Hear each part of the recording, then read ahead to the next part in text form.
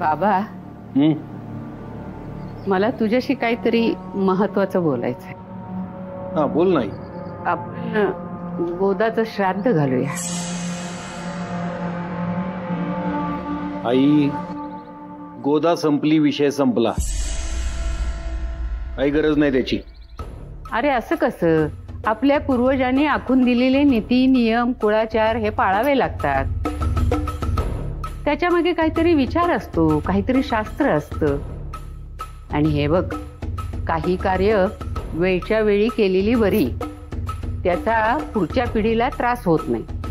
हे बघ आई, आपण गोदाचं श्राद्ध घालणं म्हणजे स्वतःच्याच पायावर कुऱ्हाड मारून घेणं नाही का?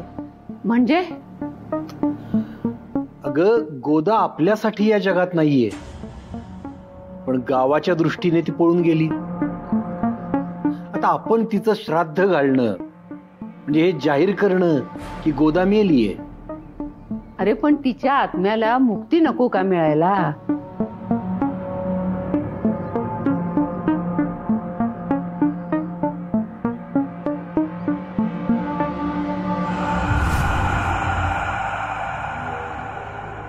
शंकर,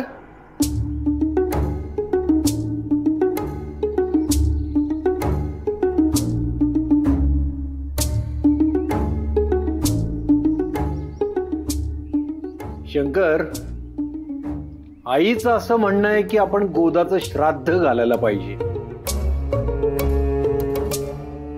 ठीक आहे आई, आता तुझा आग्रहच आहे तर करूया श्राद्ध घरच्या घरी. चालेल. आहे, गोदाच्या आत्म्याला ही मुक्ती मिळेल. होय ना शंकर? आई, मी, भिकाजी, दादा आम्ही लहानपणी खूप खूप खेळायचो. आणि त्यावेळी ना दादाचा एक आवडता खेळ होता. दादा काय करायचं माहितीये? एक चिमणी पकडायचा